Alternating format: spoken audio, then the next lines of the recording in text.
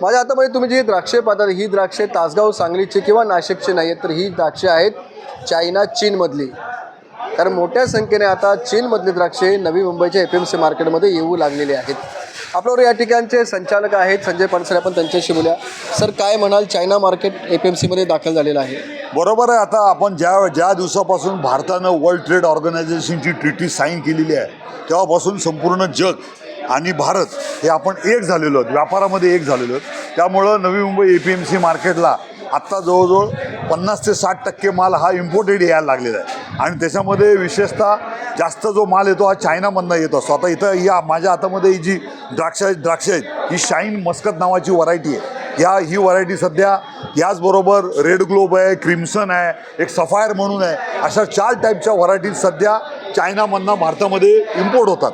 आणि यंदा काय झालं आहे की यंदा आपल्याकडं भरपूर पाऊस झाल्यामुळं आपलं महाराष्ट्रातलं द्राक्षाचं उत्पादन हे जवळजवळ 70% घटल्यामुळं यंदा चायनीज द्राक्षाला भारतामध्ये चांगल्या प्रमाणामध्ये रेट मिळत आहे. आता ह्याचा बाजारभाव जर आपण बघितलात तर हे 5 किलोचं जे पॅकिंग येतं ह्या पॅकिंगला 1500 ते 1600 रुपयेचा भाव सध्या मुंबई FMC मार्केटमध्ये ह्या द्राक्षाला मिळतो. म्हणजे जवळजवळ 250 रुपये किलो, 250 ते 300 रुपये किलो ह्या भावानं सध्या ही द्राक्ष आपल्या मुंबई मार्केटमध्ये उपलब्ध झालेली आहेत. आणि भारतातल्या खवय्यांना या जग हे सध्या मुठ्ठीमध्ये आल्यामुळं जगातलं भरपूर फ्रूट हे आपल्याला खायला मिळतं. आणि आता सध्या आपल्या लोकांना बारमाहीसुद्धा द्राक्ष ही उपलब्ध झालेली आहे. सर, आपण महाराष्ट्रातले द्राक्ष पाहिजे तर गोड असतात. ही जी द्राक्ष आलेली आहे चायना चीनमधून, याची टेस्ट कशी आहे? ह्याची पण टेस्ट चांगली आहे. ही पण खायला द्राक्ष गोड आहेत.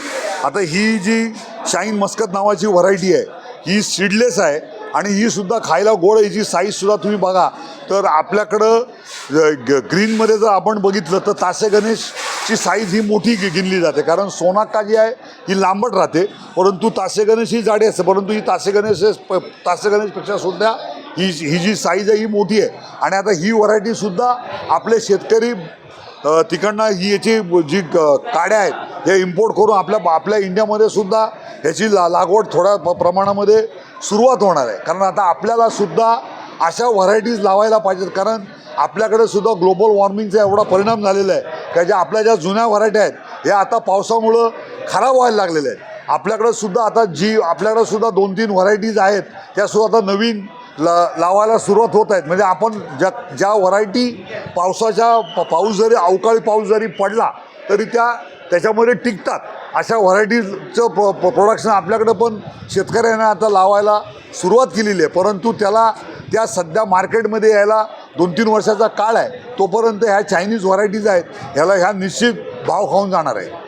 नक्कीच आपण पाहतो की जरी अजून आपल्या महाराष्ट्रातले द्राक्षे यायला उशीर होणार असला तरी चायनाची द्राक्षे मात्र या ठिकाणी FMCमध्ये आल्यामुळे खवय्यांना ही द्राक्षे खाता येणार आहेत. विनायक पाटील, ABP माझा, नवी मुंबई. ABP माझा, उघडा डोळे बघा नीट.